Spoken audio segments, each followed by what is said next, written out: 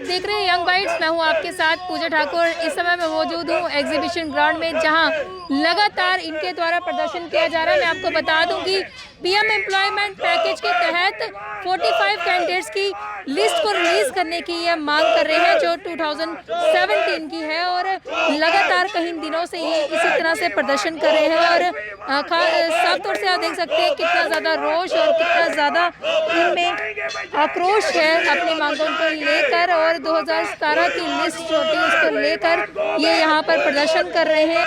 Pending list को release करो, release करो, पेंडिंग लिस्ट को रिलीज करो, रिलीज करो, पेंडिंग लिस्ट को रिलीज करो, रिलीज करो। जी, आपका नाम?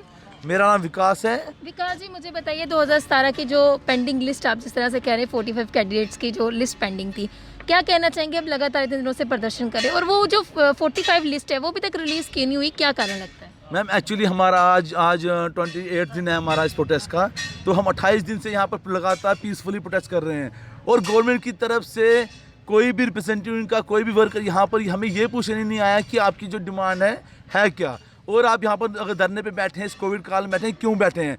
और मैं आपके माध्यम से अपने गवर्नर साहब और मोदी साहब से आवाज़ पहुँचाना चाहता हूँ, अपनी डिमांड पहुँचाना चाहता हूँ कि हमारा ये 2017 का केस नहीं है, ये 2010 का है। 2010 में हमारा जो मनमोहन सिंह ने हमारे लिए जो पैकेज जो माइग्रेंट्स कश्मीरी माइग्रेंट्स के लिए निकाला था, स्पेशल पैकेज निकाला था, ये उस टाइम की बात है। 2010 में हमने फॉर्म भरे थे, और 2017 में हमने मजबूरन हमें कोर्ट का जो दरवाज़ा उधर जाना पड़ा कोर्ट पर, और कोर्ट ने हमको डायरेक्टिव्स दिए हुए हैं गवर्नमेंट को कि इनका जो 45 कैंडिडेट्स का ये जेन्युइन है और इनको इम्प्लीमेंट कीजिए। और मुझे ये समझ नहीं आई ये सरकार की क्या नीति है। सरकार ने अभी तक हमारा लिस्ट है वो रिलीज़ क्यों नहीं किया, वो तो सरकार को ही पता होगा। तो मैं गवर्नर साहब से ये अपील करना चाहता हूँ कि इस 45 जो हमारे कैंडिडेट्स का जो लिस्ट है उसको जल्दी से जल्दी रिलीज़ किया जाए। और सरकार हमें झूठे आश्वासन पे आश्वासन दे रही कि हम आपका 15 दिन में कर देंगे, 20 दिन में कर देंगे। 10 साल एक बहुत बड़ा टाइम होता है हमारे लिए, कुछ तो हमारे एवरेज भी होने वाले हैं। और वो गलती किसकी है? वो सरकार की गलती है, क्योंकि हमारे 10 साल तो वापस आ नहीं सकते। हमारा फ्यूचर खतरे में है, प्राइवेट सेक्टर से निकाल दिए गए हैं, तो गवर्नमेंट में हम आगे फॉर्म नहीं भर सकते हैं, तो हम जाएं तो जाएं कहाँ?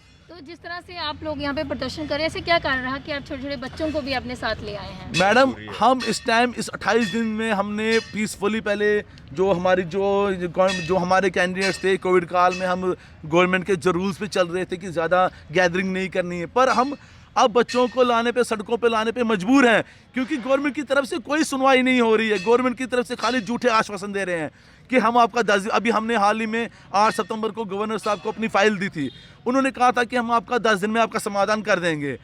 तो हमने गवर्नर साहब पे भरोसा किया था कि ये हमारा जो काम है 10 दिन में कर देंगे, पर आज 2 महीने हो गए हैं, कोई समाधान नहीं है, कोई कुछ उनकी तरफ से कोई ऐसा ऑर्डर्स नहीं आए हैं कि हम बच्चों को लेके घर पे शांतिपूर्वक इस कोविड काल में बैठ पाए।